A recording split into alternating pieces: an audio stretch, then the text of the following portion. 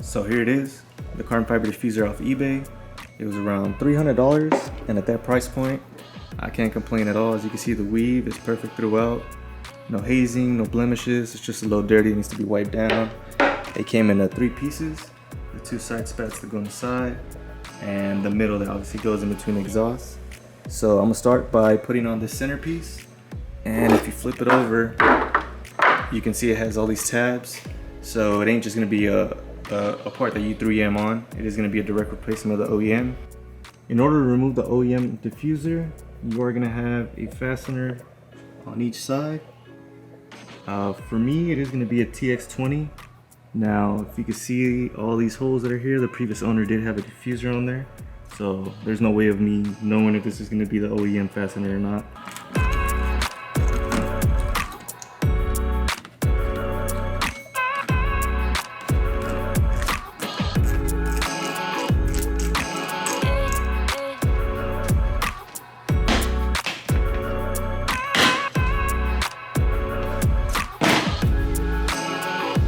Alright, so I got it off. It really shouldn't be that hard for you since there's just tabs that go in.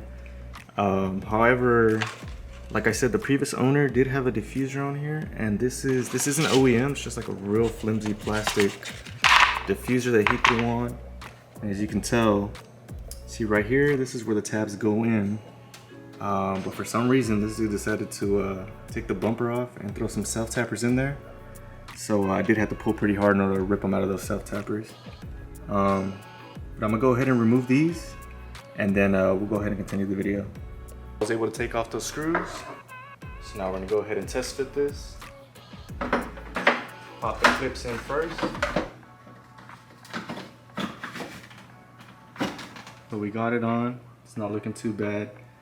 The only thing is these edges where it bolts on, they made them way too big, not even close to being close to size.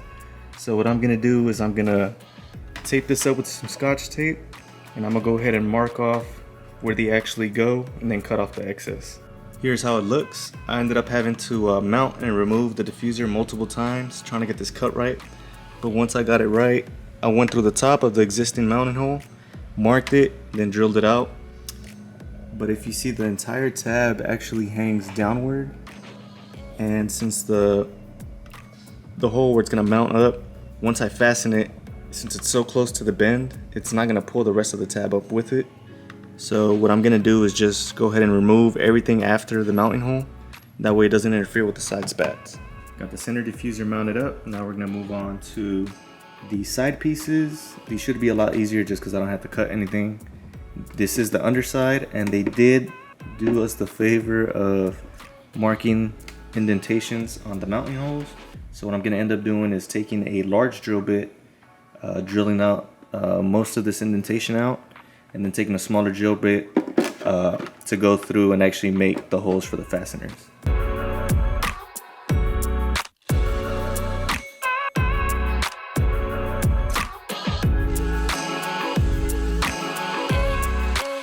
Got all the holes in place. What I'm going to do is wipe this down, wipe down the surface on the bumper, take very little 3M tape, just enough to hold this in place while I get the screws and attach this to the bumper.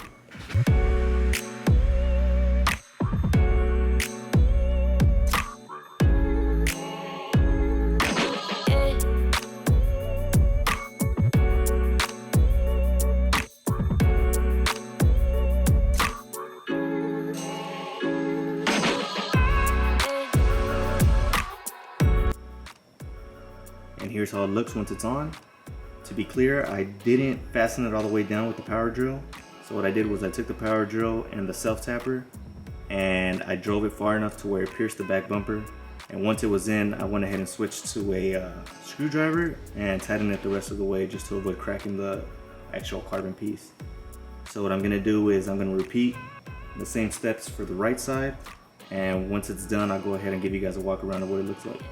Daylight, so I'm gonna go ahead and show you guys what the diffuser came out like.